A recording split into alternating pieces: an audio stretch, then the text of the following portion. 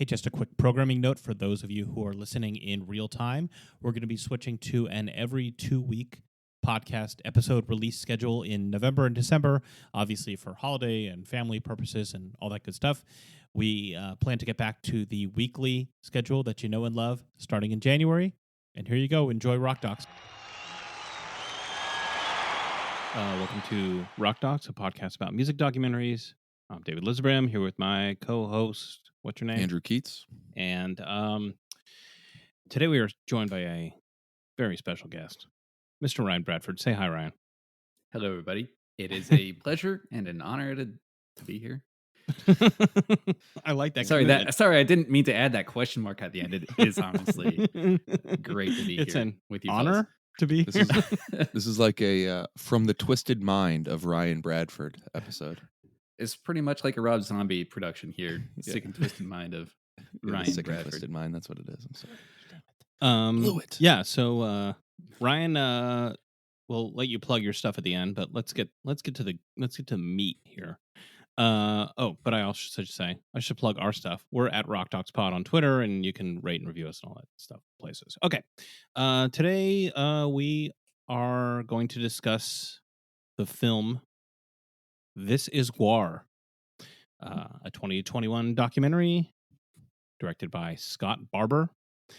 And let's just get into this. There may be, unfortunately, people listening to this, Ryan, who are not familiar with Gwar. So why don't you just start by telling us who is Gwar? What is Gwar? What is Gwar? Who is Gwar? Why is Gwar? I think that is the eternal question that people have been asking since the dawn of Gwar. And I would say that it is a performative art performance. You know, it's difficult to put into words.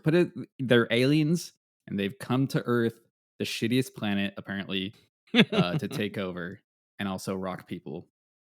And so ostensibly they're also a band, and they shoot blood and cum and semen all over their audience during their live performances. Yeah. This movie will lead you to believe that they are actually human people wearing costumes of grotesque creatures. Big You if can true. believe what you want to believe. I don't know. What are you guys' experiences or backgrounds with Gwar before watching this documentary? I want to hear David's. I'm interested in David's Gwar story. I've never seen Gwar live, sadly. I know that I've considered it. Like, I've seen things where they were coming to town. I'm like, oh, I should go see that, and then I didn't. Which that's a big knock on me in my life. But I remember being aware of Gwar in the early '90s. Probably Beavis and Butthead was like the biggest thing that brought them to my attention. I vaguely feel like I knew about them before, but maybe, I don't know. Maybe I'm just copping a pose to seem like a deep Gwar head. I very strongly remember Beavis and Butthead, that episode when they were like watching the Gwar video and just loving it. And it was like, when I was like, 14 or whatever that came out, it was just about as good as it gets. I've just kind of been aware of them. It's just one of those things where it's like a dive bar that you haven't been to in years, but you want to be there. And if you ever heard that it closed, you'd be really sad. But you're probably not going to necessarily go there. I don't know. Does that analogy make any sense at all? I think that is a very great analogy. Okay, let's cut it off right here. You're just happy to know that Gwar is out there doing Gwar things. You don't necessarily need to go all the time, but like you'd like it to happen. It's like synagogue. I don't go, but So I distinctly remember in like 6th grade, we all got into Gwar. I imagine that if it wasn't Beavis and Butthead that helped us on our way, it was Empire Records. That was all around that time. I didn't know at the time. I realized watching this movie that we were sort of already past when Gwar was like at their most interesting, I guess, at that point. But my one distinct memory is me and my neighbor were at home one day listening to Gwar CDs, like just listening to the music. And my brother came in and was like, no one listens to Gwar. You watch Gwar. No one just sits around and just listens to it. What are you guys doing? And I didn't even I don't think I understood like the concept he was trying to get across, but it stuck with me, I guess. Wow, yeah, Ryan, no, you're that's like you're the metal guy go here. ahead. Yeah. You're the metal guy. Do people listen to Gwar?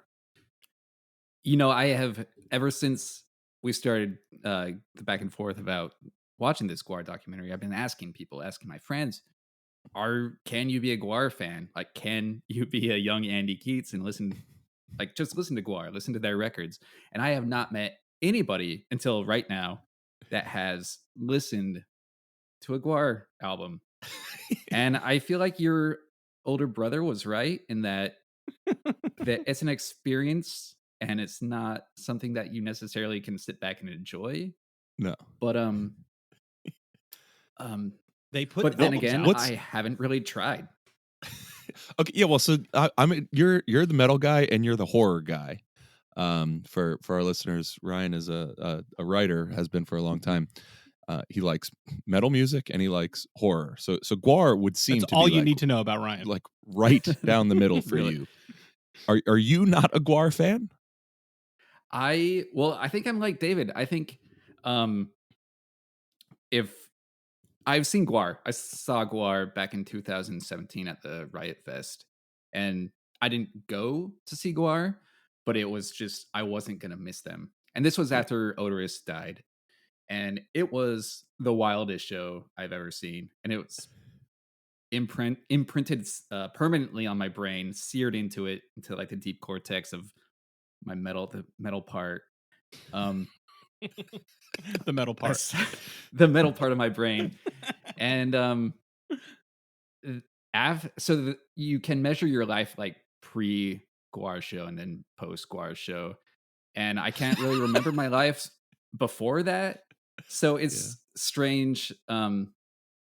It is strange. I can't remember the question that you asked, but no, I think you got there. Let me put it this way. Yeah. Let me put it this way. Ryan, you're the author of a Substack, which we can plug. Oh yes. But in that Substack, there's a question that you sometimes ask. Oh yeah. And that question is this band good? Yeah, is Gwar good? Is Gwar good? Objectively, no. I'm not gonna vouch for their music. Scientifically. But scientifically, and I've run the tests, I've run it through the boys in the lab, and we've all decided that no, it's not good music, but that's kind of not the point of Gwar. It's a little bit like the Andrew WK effect, I would say. It's there needs to be this like performance art out there that that's collective and it speaks to a wide sort of audience. And maybe there is some like Insane Clown Posse-ness to that. Like, I don't know if the followers of Juggalos actually listen to the Insane Clown Posse, or if it's just like this communal thing that brings them all together. So, no, I don't think that Gwar is a good band, but I think they're valuable and they have artistic merit, if that's the question that you're asking. I would say Gwar could be good, even if their music is bad. Yeah, I think that for most bands that can't work, but I think, I mean, one thing that we could get into the movie now, this movie about the history of Gwar makes clear is they existed first and foremost to be a performance art collective, not to be a group of musicians who were really interested in the arrangement of chords and lyrics, Yeah, why don't we get into the movie? Sure, yeah. And also, just going back to the objective analysis or assessment of Gwar, they all super shred on their instruments. And I don't think, and this is a point that the movie brings up a lot, is that they don't get enough credit for being very accomplished musicians. Yeah. And, it's not something that I ever thought about in my seeing Gwar years. But now, after this, and then after having seen the movie, it does raise them up on this weird other gray area where it is more difficult to assess whether they are a good band or a band. Well, yeah, whether they are a band, right? Yeah. Andy, why don't you describe the arc of this movie? So This is it's a pretty traditional doc in its structure. It's begins with our uh, core group of freaks at Virginia Commonwealth University in Richmond, Virginia. They were basically drama kids, art students. They were living in a sort of dilapidated loft for cheap rent that was both studio space and living space. And somewhere along the line, they started putting together these shows with some of the guys who were in punk bands. But the stage get up started taking more prominence than the music itself, and then it just grew and got more and more elaborate. And then they were all into comics, and they were into comics and like uh, geek culture basically in the 80s, and started building out those concepts into the band and having characters and stories and this sort of running thing. And the movie just sort of follows them throughout their career, through many different iterations of the band, through brushes with fame and success, and then a surprising amount of tragedy and heartfelt emotion through the end, for a band about whose lead singer has a scuttlefish that looks like a penis that he jerks off with onto the audience in every performance. I apologize for that, but there's just no other way to describe Hey, what's going there's on no with this band. apologies. Yeah, no, No apologies in Guar Talk. That's rule number one. We are not. We're going to tap this one not family friendly or whatever. Did I miss anything there? That's basically Well, the I think the central tension of the movie and Yeah. the central tension of the band is these two guys. There's been like hundreds of people in this band, and God forbid we go through all of them. But the central tension is these two guys who are kind of the main founding members and driving force. There's this guy Hunter Jackson, who is an artist and illustrator. He was very opposed to the like artsy fartsy art school thing. Even though he was in art school, he was into like, you know, horror books. and comic books and shit like that. And he really just was completely focused on that and wanted to be a filmmaker. He was trying to make a film called The Scum Dogs of the Universe about these like It's a great title. so good. Alien barbarians who were coming to Earth, and he was like getting his buddies in art school to like help him put this together and making these crazy monster costumes and things like that. So that's one. And then the other main driving force is this guy Dave Brocky, who was in a punk band called Death Piggy. He was a guitar player and singer. And he just seems like a guy who just like was on all the time, a party animal, and was like always destined to be the life of the party, to be a star of some kind in this like weird world. And, so he, sort of, I guess, had this idea like, why don't we borrow these costumes? And we opened for ourselves, like, as kind of a joke, as this insane barbarian punk band, which he called Gwarg, which became Gwar. And like that sort of, it was just like kind of like these guys were always having parties and doing stuff. And like this was one of many things that happened. But that immediately caught on, and people wanted to see this Gwar and started coming to their shows. And like that took the whole original band disappeared. Like it just became this thing. And, it just kind of took on its own sort of momentum. And it seems like Hunter and Dave, although they were like the like Lennon and McCartney of Gwar, or whatever you want to call it, like the two geniuses behind it in their own way, like it doesn't seem like they ever really got along that well. I mean, maybe there was times, but the tension between them and the desire of Hunter to like really make films and to make comics and focus on that side of it, and Dave to just like be a rock star and focus on that aspect of it, really just kind of went along through the whole time until eventually like around 2000, like the band goes through all this different stuff. Eventually Hunter leaves because he just cannot take it. He at the end he does kind of, there's a little bit of a reconciliation with the band, but more or less that was kind of the breakup of that first iteration of Gwar at that time. So I mean, Ryan, what was did you know, you'd seen the band after David died, but like did you kind of know about this story, or was it just like, hey, there's a band of these guys that dress up like crazy creatures? Like how much did you know about this, and then watching the movie, how much like what was your thought about this kind of dynamic? So yeah, I had absolutely no idea of this dynamic of this tension between these two characters. And even before watching this, I only really knew about Odorous Arungus, aka David Brockie. Um, and that was the only member of Guar that I knew, just because he's like you said, he is in the spotlight all the time, and whenever you see interviews with him, he's just a ham. He is, um, pulling the attention away from the other members, and he is very captivating guy, very funny and very loquacious. I guess always quick with a comeback.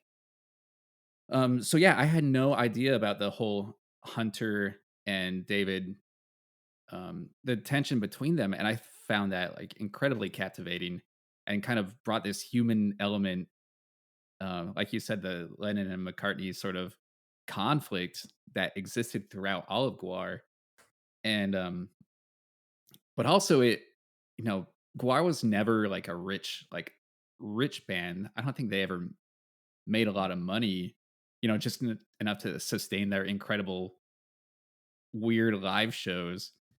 But it's weird to have that sort of artistic tension between two people that aren't making money, and just it's their art that's on the line. And I think you'll find this in any sort of art collective or art scene, um, when there's not money, but it's like these egos and this artistic investment that's on the line, and it creates for even more pettiness and like feel like just raw emotional hurt feelings throughout this all. So in that way, I feel like it was more relatable and more humanizing than say uh what was it, that Beatles documentary that was Get Back. really Yeah. like, yeah, Get Back. Yeah. So yeah, I feel that it was relatable in that sense. Yeah, because they never like got to, they became successful in their own way, like more than most bands, that are just doing whatever. But they, they're you don't see them like, they're not being interviewed in their mansions.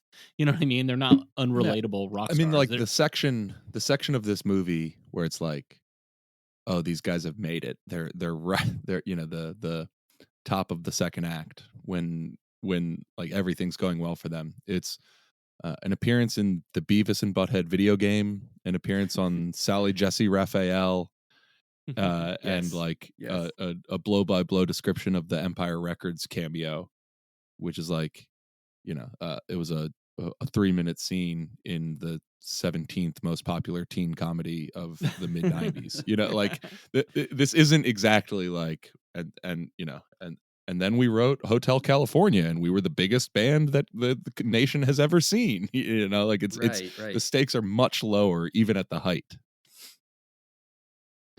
yeah, it's I mean, the movie gets into a lot of, I mean, we talk about these two main characters, but there's tons and tons of people in this movie who like Yeah. come in and out of Guar or with them the whole time, who each like deserve their own like little moment, and that's great.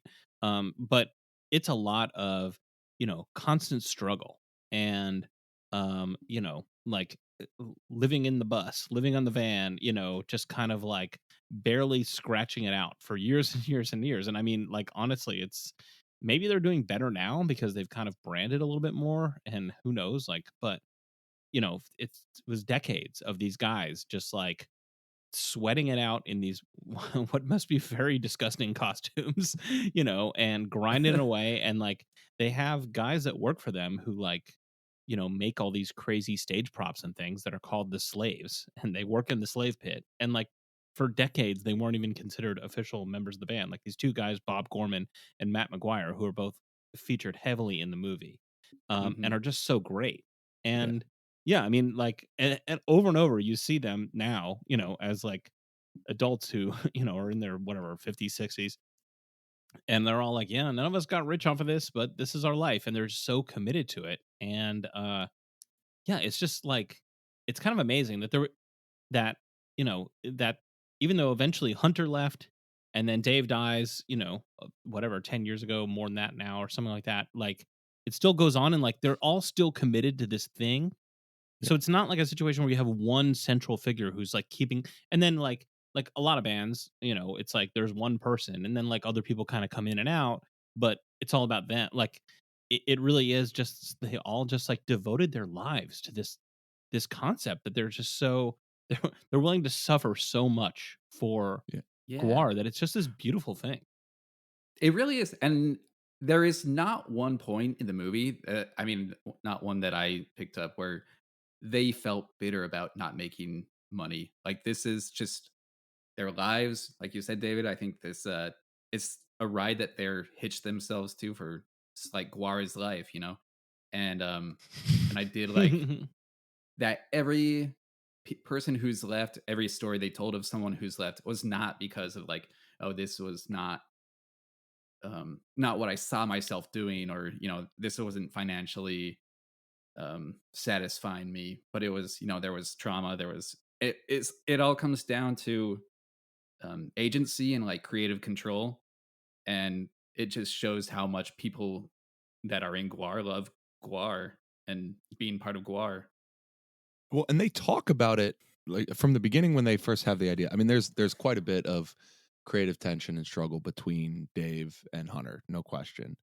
But they all talk about Gwar as like a thing that exists outside of them, like from the very beginning. And then certainly by the end, they're describing Gwar as like I don't know, like you would describe like a Broadway play or something, where it's like, well, I mean, I'm cast in it right now, but I don't have any ownership of Starlight Express, like that belongs to the world, not to me. There should right? be a Gwar version of Starlight Express. Just That's throwing that actually a out good there. idea. Broadway, are you listening? They are.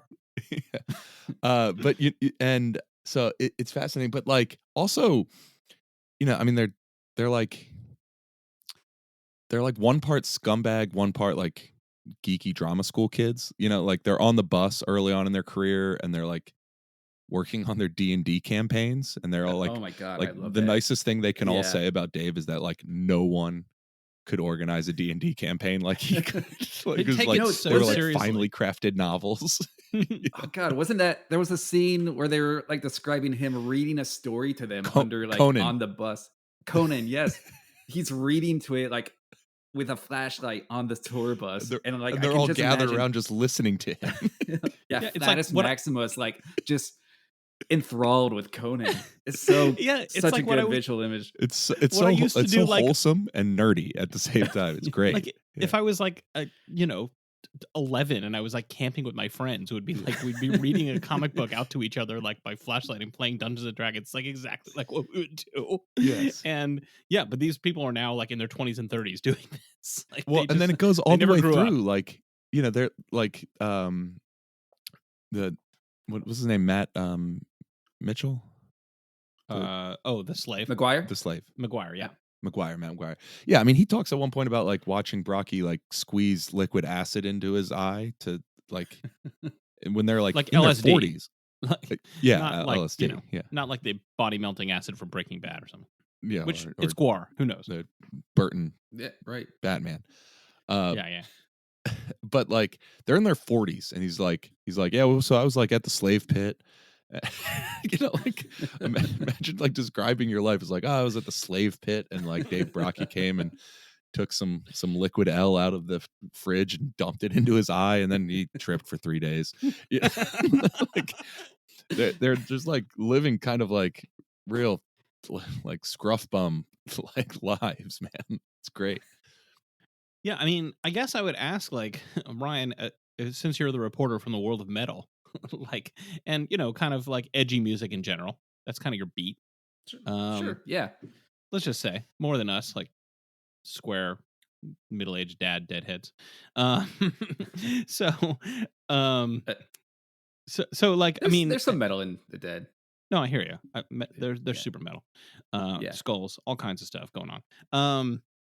But like, I mean, how different do you think their lives are from like a comparable level punk or metal band that's not Gwar? That like, is I'm not talking about Metallica or something like flying around in private jets, but like whatever the same, a band that would be playing the same venues as Gwar the next night that's been around for years. Like, in terms of the like quality of life and the hijinks, like I don't know. I mean, is it kind of comparable, and it just so happens that these guys are in Guar as opposed to whatever name a band, or are these guys really unique in that way? Sure. I think well, I've interviewed like a bunch of metal people, and by far metal band members are the nicest people that you'll ever meet, and they're very like usually the most soft spoken, um most articulate about like what they're doing in their music. And I definitely, I think that's pretty typical of the members of Guar. I do think Brock Brocky, Dave Brocky is kind of a wild card, even in the metal scene. Like he just seemed like a loose cannon, this crazy wild spirit that really nobody could control. And I don't think that Guar could have survived as long as he was in the front person front monster role. And that's Alien. odorous because yeah, front alien role, because he just had this manic energy to push, or just by the footage that is shown in this documentary, he just had this manic energy to push limits and push people to their creative breaking points, and there didn't seem to be like anything sacred about what they would do and what they would design. And so I feel like Hunter Jackson, he is kind of the creative, like the introvert behind the scenes who is making these creatures and um designing all He this seems to stuff. like he like wants to do it for like the production. He's like into the stagecraft of it. He's into Right. the world building. Exactly. And I think Dave Brocky is this agent of chaos, I guess, to motivate Hunter and the Slave Pit and all the other members to just like create this whirlwind of blood and guts and aesthetics, and just and in that way he's kind of more in line of a like one of those crust punk kind of Mm. crust punk anarchists that not quite so much as like Gigi Allen, but um maybe like B-52s, those kind of conceptual Mm. anarchist like aesthetics kind of stuff. Yeah, I actually think B-52s are an interesting comparison, just as like an art school band that's like doing something very conceptual. Obviously, I mean, because I was thinking like, who would I most compare Guar to? Because you wouldn't look to other metal bands of those years really as their closest comparison, although they were on metal labels and stuff like that.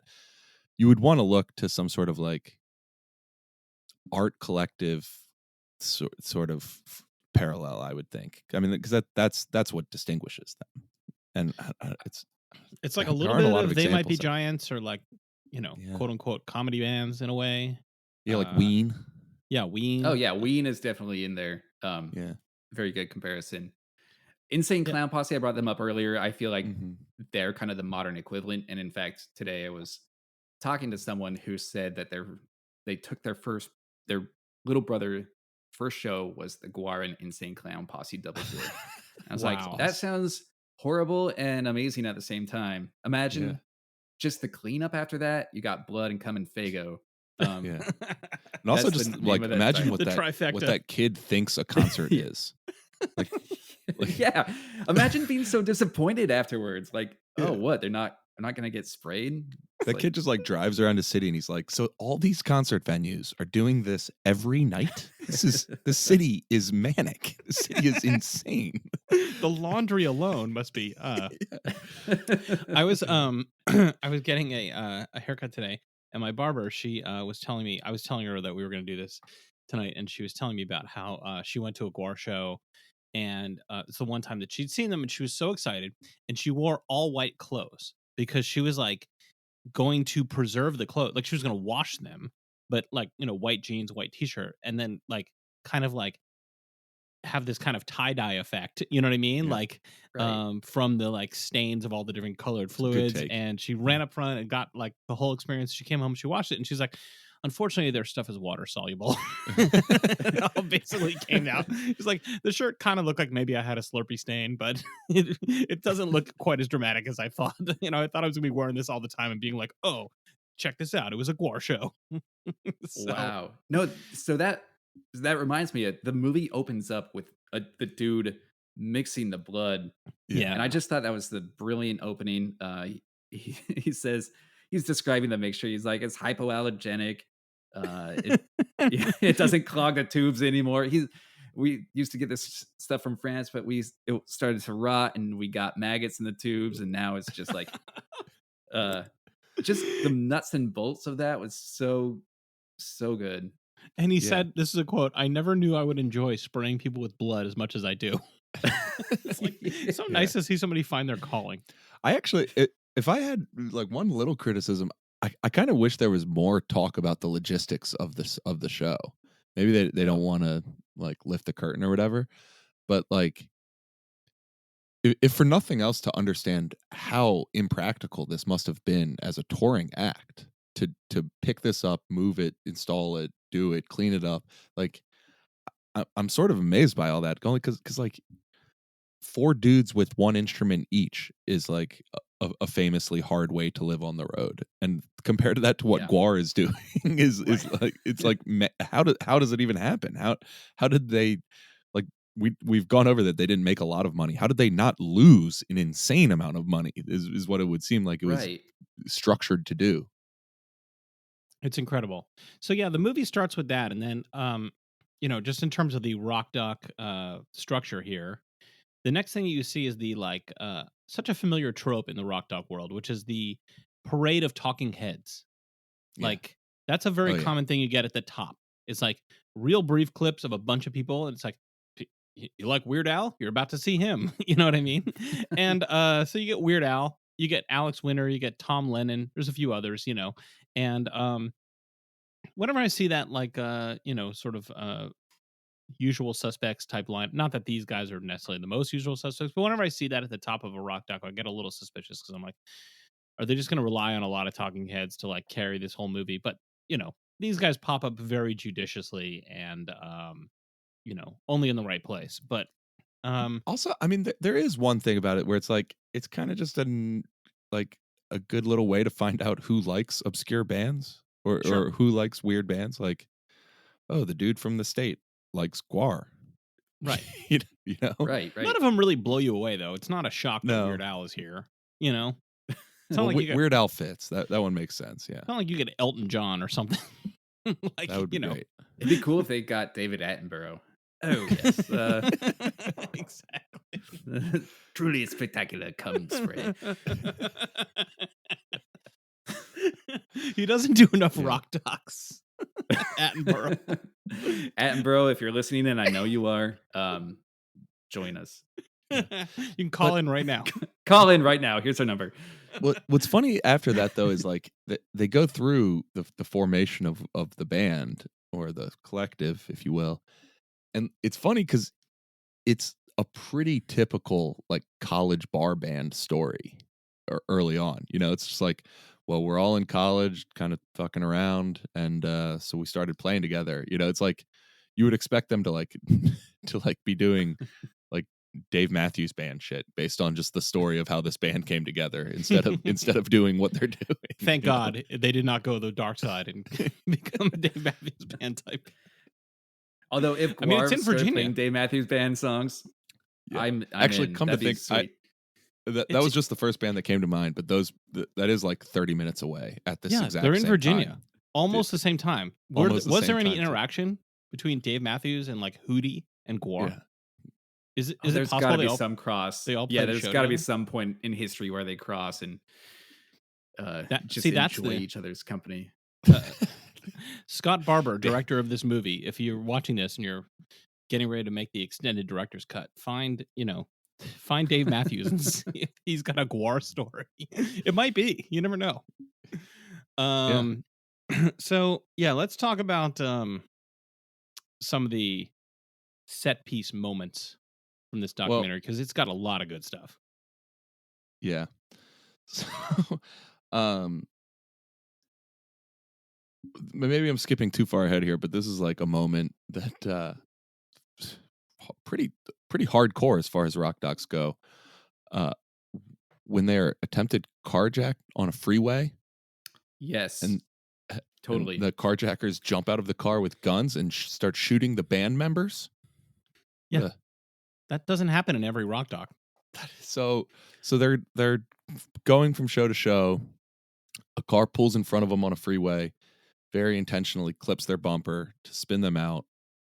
While they're spun out, they begin the people who just spun them out start walking up on the car, clearly to rob them. The driver guns it and pulls away.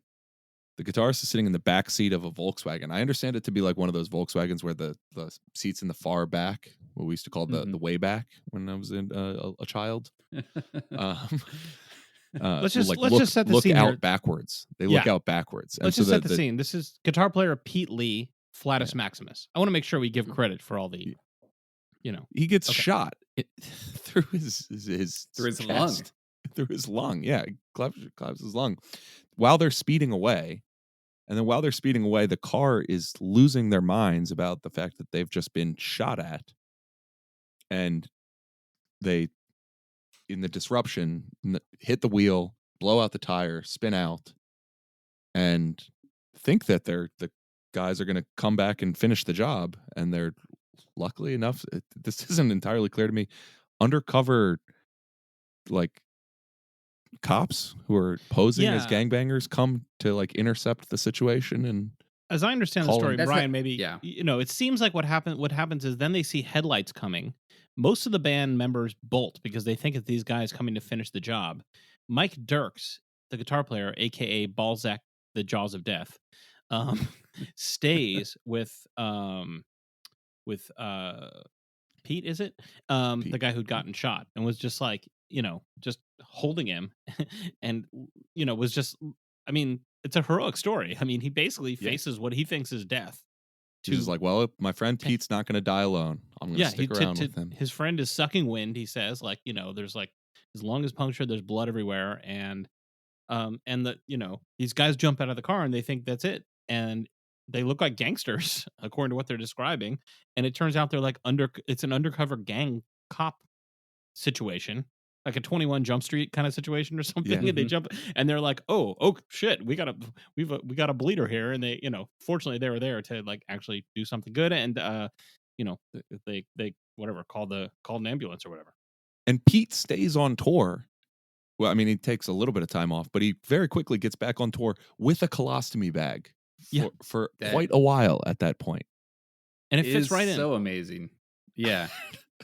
And yeah, I was after that moment, I guess I wasn't prepared to how much trauma was in that has happened to GWAR, and the story of the other guitar player, or the guitar player who I don't know, the big guy who's now the singer, the bassist. Beefcake. Yes, Beefcake. And his description of just, they had this video shoot scheduled the next day, this photo shoot or video shoot. The day after the shoot. The day after the literal shooting, they had a photo shoot. And they were riding in a van, and he's describing how every time the van hits the bump or whatever, they're just screaming out because they're so shocked. They're experiencing PTSD. They have all this trauma. And just the resentment in his voice when he's telling this story is so palpable. And there's a few times like that. And it's a very interesting look about relentless their quest for artistic validation was. And if they're, besides the conflict between Hunter and David, just the relentlessness of the idea of GWAR and being in GWAR and how it can ruin you, like mentally or physically, was very interesting. Yeah, I mean, he basically says like they had this photo shoot booked and they kind of paid for all the props and everything else, and like the machine was just rolling along. Like they didn't seem to consider the idea of not doing the photo shoot, so they just did it. Pete obviously wasn't there. Mike Dirks wasn't there because he was like completely like, in shock and trauma after what had happened the night before. So like they put other people in their costumes, and like Beefcake just calls it this slave attitude, and he eventually quits the band after that because he's just like, I can't take this. Like nothing matters except this project that we're all so committed to. And it yeah, It's crazy. Yeah, Pete talks about how it's so crazy, these interviews now with Pete, the guy who got shot, who fortunately survived, and talked about how, he still has these health problems, and he for years had this colostomy bag, and he's just like, well, what are you gonna do? You know what I mean? Like, he had Yeah. a lot of his colon removed, and then he went on to continue to be in the band and touring, and like he And was was partying and drinking. parting. Yeah. Eventually, they fired him from the band because they were like, he's just gonna kill himself. Yeah, Yeah. very worried about him. You Yeah. saw the epilogue where it's like he was eventually diagnosed with PTSD from that event, right? Yeah. Yeah. Yeah. It's I mean, yeah.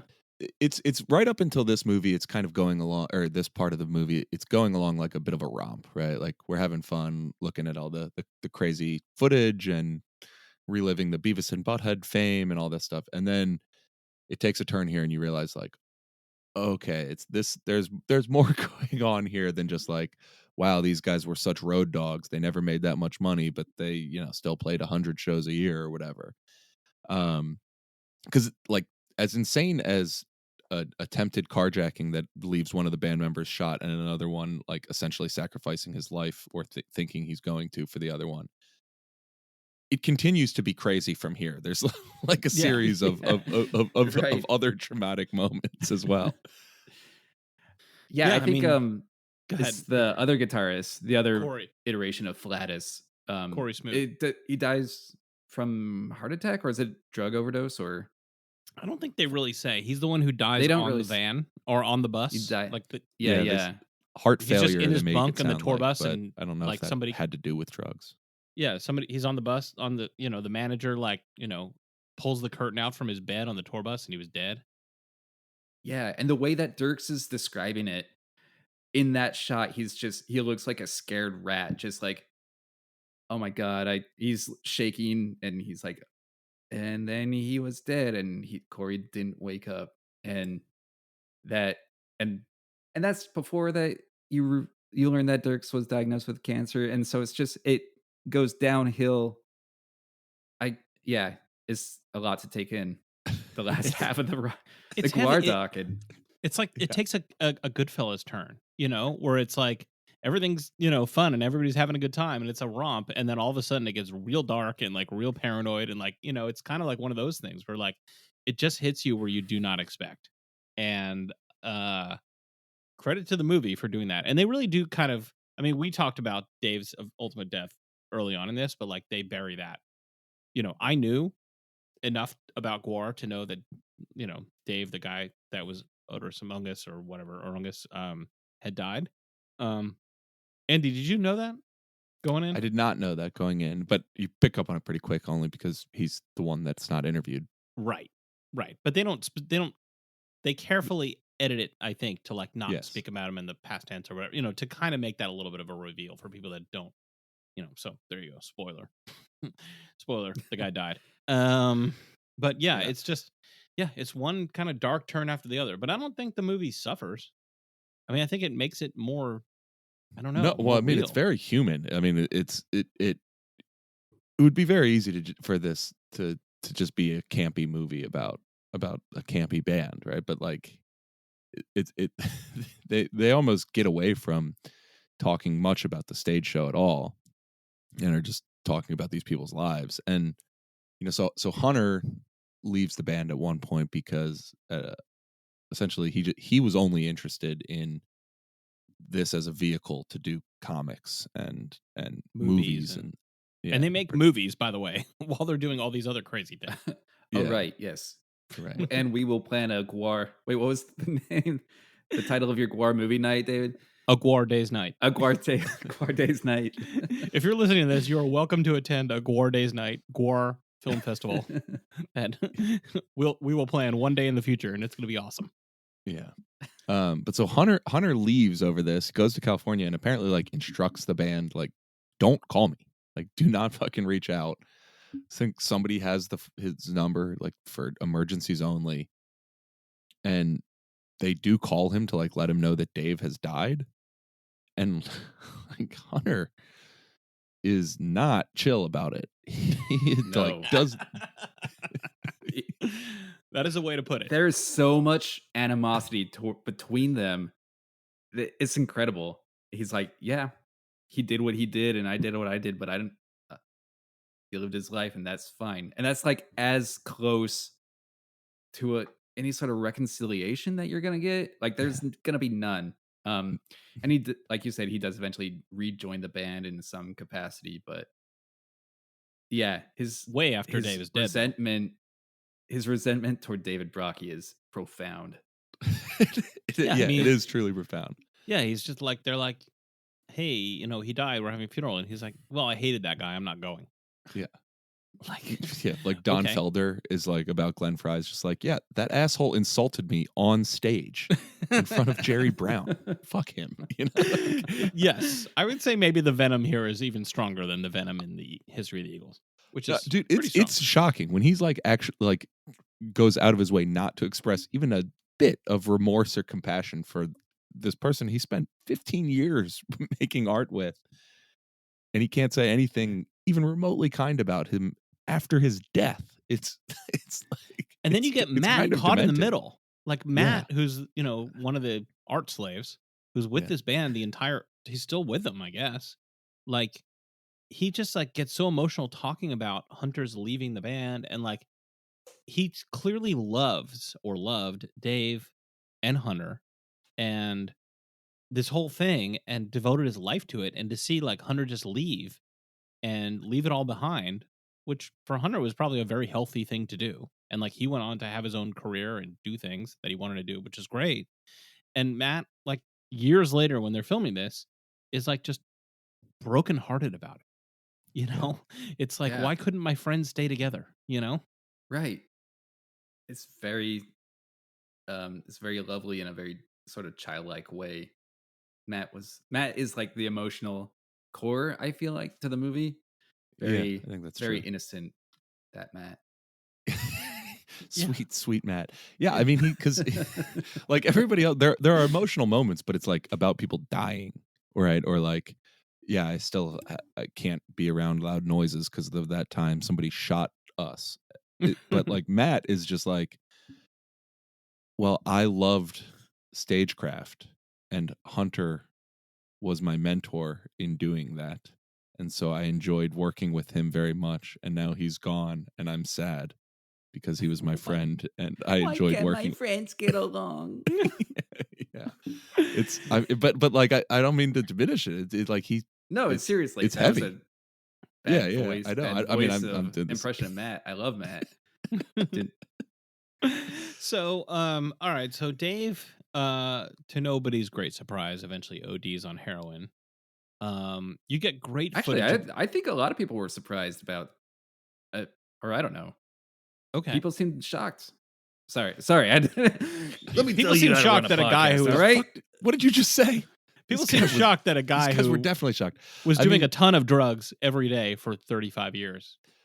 Well, so there's an interesting thing where they're like, walk me through. They go into a bit of a little side detour here about that. Like David was not the easiest guy to work with. That they would do these like promotional things, and they would get the questions ahead of time, and they would like plan out some of their quips or whatever. And like Dave would steal all the lines. Like he was not interested in, or even just like on stage, he wasn't about putting anybody else over. He was so the center of attention. He wasn't a generous performer. He was not a generous performer, is a good way to put it, right? And that comes a healthy amount before his death. But like I guess it's kind of like he was a crazy person, but he always managed to like land the plane, and it's the overdoses when he doesn't. Well, they talk about how he was having back problems and he was stealing oxys. They set that up a little bit earlier, and it's like when you hear about that, you kind of get the feeling things aren't going to work out great. Right. Yeah. Yeah. Because of the costume, right? The costume, they're just jumping around every night in these heavy ass costumes. Well, he's destroying also their like bodies. they also said like he was always like the first person to like start loading the gear out and loading the gear in. I mean, these guys are like, they have people working with them, but like for most of their career at least, like they're also loading the amps and loading the stage setup on and off. Like they're doing it DIY style for years and years, and that's a young person's game. Right, like right. It's rough. I mean, I get it. So yeah, so the footage of Dave's funeral is so awesome. It's the best. It is. I mean, Yeah, I was watching that thinking like, man, Ryan must love this.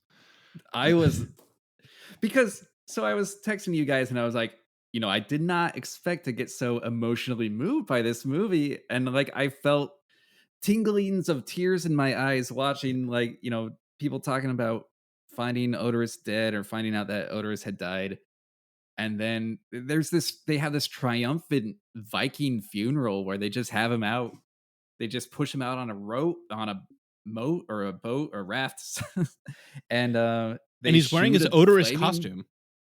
He has a guar beer in his hands when he's dead, and they shoot his raft with a flaming arrow, and it just like goes up in flames, and everybody is a celebration unlike any I've ever seen. So yeah, I went from the bottom of like, it was like the slow clap stand up with tears in my eyes during that scene.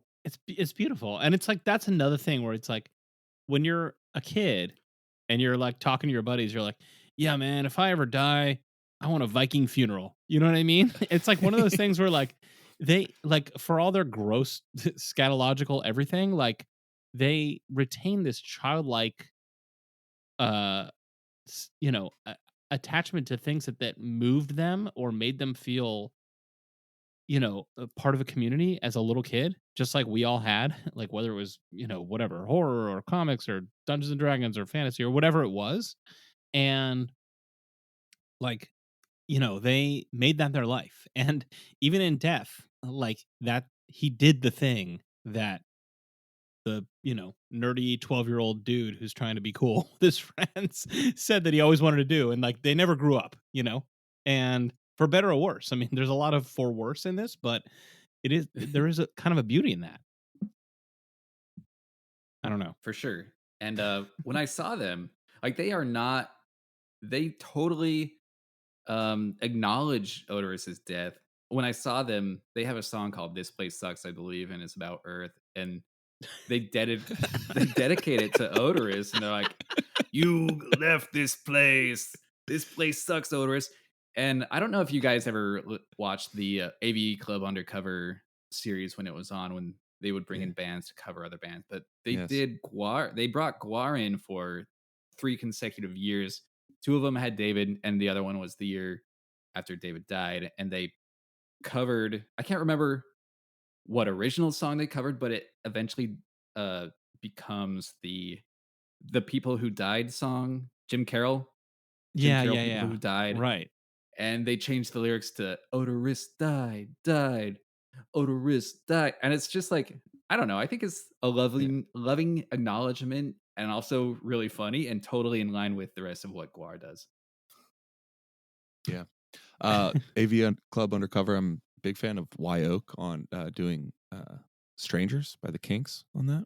Oh, she did my favorite cover ever, which is Danzig's Mother. I don't know. Check it out. Yeah. It's So beautiful and healthy. So a couple of quotes.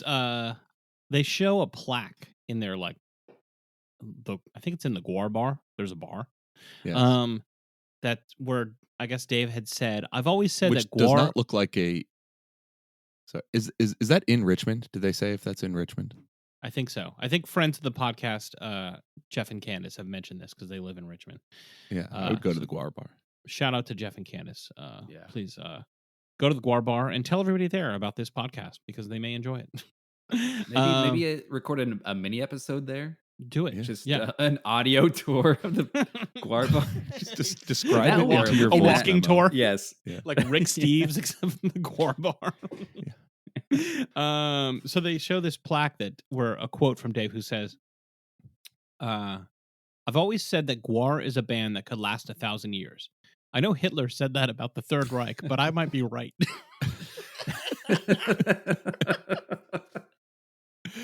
And he might be right. Is the thing, because so Beefcake, Mike Bishop, eventually came back as the front man. Like they were like, okay, who's going to be the front man? The band's obviously going to continue. They really didn't seem to really consider breaking up the band after he died because they were so committed and like, what else are they going to do? And was what he would have wanted. So they bring back Beefcake, Mike Bishop, and he clearly takes this so seriously and was Mhm. just like, I had to do this to pay tribute to Dave and to keep this going. And I think it's him who says, like, people say, like, oh, Guar's not the same since Dave died. And he says, that's like saying, ever since your grandma died, your family sucks. It's a great line. It's a great line. Such a good I'm one. going to use Yes. that every single time. There's like, there's a band where, a In our featured lives, member David, dies. like for Grateful Dead, that's like highly applicable for our fans. Exactly. If people are like, Dave and Andy, you idiots, why are you going to see some version of the Dead without Jerry? There you go. Yeah. Listen to Guar, people. As Mike Guar, Bishop from Guar Grateful said. Dead, more Yes. connections than people think. More exactly. It all goes together. So one thing I would say about this documentary as a rock doc. Actually, let me pose this as a question because, Andy, is this a rock doc? Oh yeah. Oh yeah. Because the reason I'm asking that is because it's like an art collective doc. no, because there are a few rock docs that run as far away from the music as this one does. There's so little. I mean, there's music in it, but you could not name one song that's featured in the movie. Like you can't like. I did they write really one down bury that the music. that I liked. I wrote one down that I liked. It was "Sick of You." Sick of You. Good song. I liked it. Yeah. Right. Yeah. Right. Yeah. Hunter's songs are all like without any, are not subtle digs at Dave. So yeah, but yeah, there's so little music in this documentary that like is featured in it's any like way. when when they're replacing band members, they sort of mention that they're like going to these other mid-tier metal bands and pulling out ringers from those bands, and they do describe those musicians as talented when they get them. Like, oh, he was a great guitarist, and but that's about it. That's about it. They don't, like, when they're going through what was happening in each era. It's like the movie they were putting together at the time, or what was going on with the tour at that time. There's not like much discussion of the like albums that they're putting together. There's no extended scene of like there's a lot of live footage, but it's Yeah. about like what's happening on stage and this wacky crazy thing. Like it's not like most rock docs where like they get to their well-known songs or whatever and then like they'll linger for a while as the band live plays one of their hits or whatever. Like there's none of that. They're not trying to the movie doesn't try to convince you to listen to the music. I don't know. That was my view of it. I think you're absolutely right. I think there is like a part where they're talking about, I think maybe their second album after the original Scumbags of the Universe, where they actually kind of develop their chops. And I think the drummer, I can't remember the drummer's name, but he was like, oh, but there's a little bit of disappointment in his voice when he's like, oh, but this is like what we were making fun of. Like now we can't get too good because we were making fun of it. Yeah. But yeah, I think just the lack of music in this movie, it just falls in line with the whole aesthetic of Guar, and it's like it's not the music that that attracts people, is everything else. And there is so much that if they really got into the music, it would be a 4 or 5 hour documentary, I think. Yeah. It's like my brother said to me when I was in 6th grade. Like, what are you doing, man? You don't listen to Guar. You're doing this all wrong. You're doing this wrong. Yeah, I mean, that's true. I guess I would say a lot of times Andy and I complain that we want the movie to be longer. I'm not sure that I want this movie to be. I think this movie is like the right amount of time. It's almost 2 hours and it's great for that amount of time. Yeah. But I'm not sure that when I saw that runtime, I was like, "Oof, can I stay awake for a 2 hour Guar documentary?" And it flew by. It flew by. Yeah, I'm a big fan of the 87-minute movie. Oh, just for you listeners perfect to know. We Perfect want runtime. most of our rock docs. We want them to be either 87 minutes or like 9 hours long. Yeah, like those are the right lengths for a rock doc. But this one is the exception, where 2 hours is kind of just right. Just as an inverted bell curve, real short, real long. How long is a Guar? Yes. Like if you go to see a Guar headlining concert, how long is that? Like how much of that can you take? 90 minutes? It's a lot of stuff happening.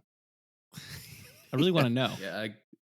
Guar played in Salt Lake the night before this recording, and that's where I'm from, and so I had a lot of friends who were there and posting Instagram videos from it, and it just seemed like a blast. Like I Are they wish coming to I San had Diego been there.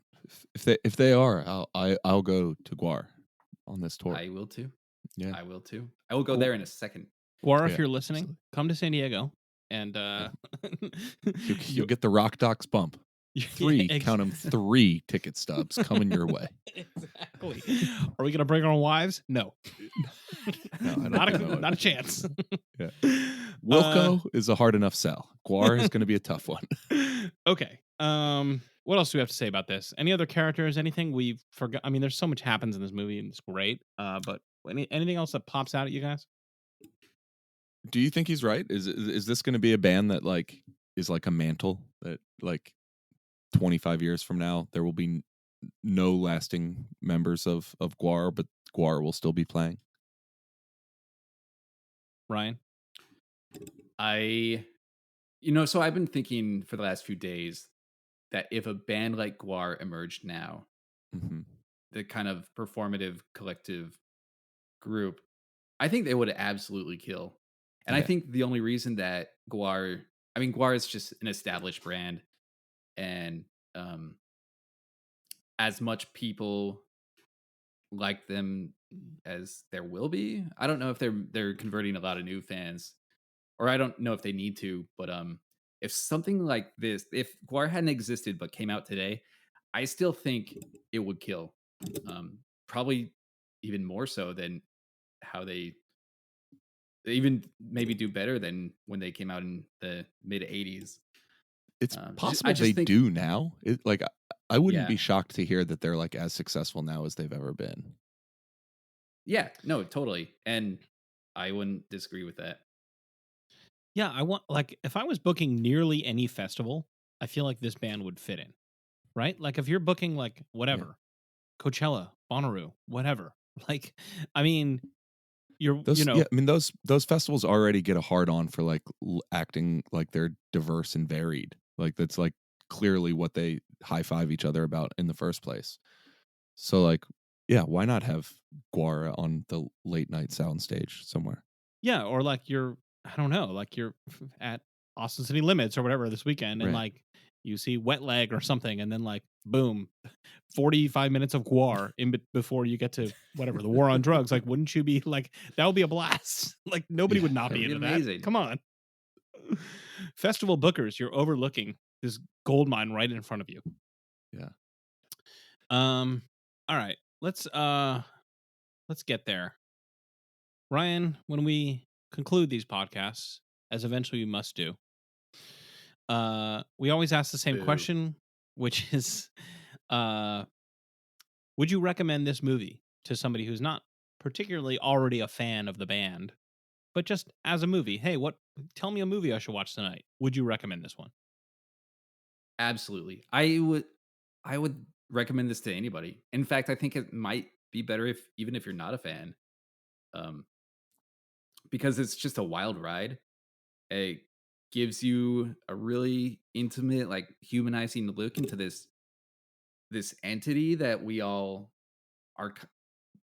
Everybody is peripherally aware of Guar. They're Totally. so deep into the conscious of pop culture that I I can't imagine anybody would not know. But it's just this kind of ethereal presence out there.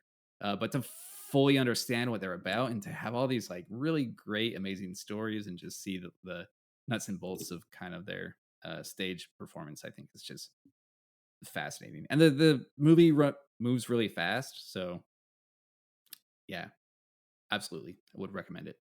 Andrew? Yep. Same. I'm in. It's like first half is like it's a party, and the second half is like about stuff. It gets like pretty heavy. It's like I love things that are about things. Yeah. Yeah, it's great. Yeah, same. Obviously, I file this under like the category of it didn't have to be this good. Yeah. You know what I mean? Like almost the title kind of sells it for people that are like going to be entertained about Guar, like whatever. It's like they're, it's visually interesting, Yeah. and you're just going to be like, oh, this is gonna be fun, whatever. And then like it's just really well done. everybody who speaks on camera is really winning and charismatic in their own way, even though like a lot of them have completely different perspectives on things, and some of them are bitter and some of them are happy about it. And so, like, but there's not one person who like I'm bored when they're on the screen. Every No. single person is compelling. Right. It moves along. It's the right length for what it's supposed to be. The talking heads, pop up and add just the right amount of flavor, and then they're gone. It's really focused on the core characters.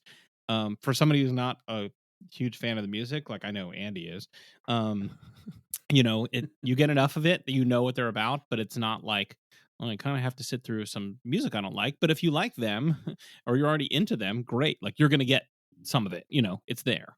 So it's the right balance of that. And yeah, I mean, I don't know. Scott Barber, props to you. You made a hell of a movie.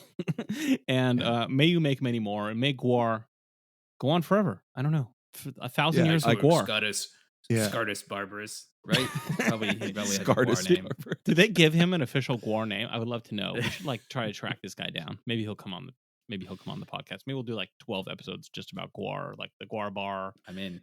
Thing, the live from GWAR podcast that we're gonna do, the interview with Scott Barber, we'll just convert to an GWAR. We're just a GWAR cat. We're the GWAR cast now. If there's not a GWAR podcast, maybe we should just do that, because Is there really GWAR there's podcast? seems to be a lot of material to cover. Ryan, plug your stuff. We've gone on long enough. Yeah. Plug stuff. Yeah. I write a newsletter. It's called awkwardsd.substack.com. It's just funny stories, the awkwardness of living in San Diego, of being me. Sometimes I shout out concerts, like events around town.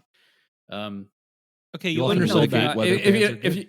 Your Substack if is you don't great. live in- Thank It's you. not If you don't about live in San Diego primarily. It's just I've sent your Substack to many a friend who's not a San Diegan or doesn't live here, and because I'm thank like, you. this is a Thank great you. story. This is just really funny or interesting or clever, whatever. So, it's you're it's drawing on what mostly you know, but it's universal.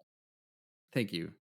Yes, I have a very tendency to not describe my work very well, but it's just they're funny stories, and I like writing it, and I hope people like reading it. So, Is there a that's central awkwardsd. hub where we can find your books? I don't know, whatever.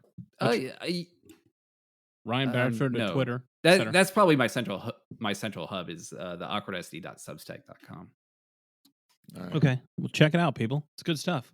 If you liked his thoughts about GWAR, there's other things. He says other things about I am other going to topics. be, yes. And I do have a regular feature on that David brought up. It's called "Is This Band Good?" And that's always really fun and brings a lot of opinions and other takes on bands that have been in the that you probably have considered in the past, like Cake, Soul Coughing, those kind of bands that were in the zeitgeist at one point, and you wonder, well, how did they get there, and why did we love them so much? And so that's I think what David was talking about earlier when bringing up the "Is This Band Good?" series. It's a great. Whenever you drop an "Is This Band Good?" I'm like, oh, okay, I'm canceling my next 15 to 20 minutes because I'm reading this right away. It's good stuff. Nope. Andy, any further comments about GWAR? No, I liked it. I feel like Christopher Moltisanti about Kundun. I liked it. This is the Kundun of Rock Ducks. This is the Kundun of Rock Duck. All right. Well, we're at Rock Ducks Pod on Twitter. You can review us and do the things that people do with podcasts, wherever you choose to do that. Thanks for listening. And there you go. GWAR, don't be stuck.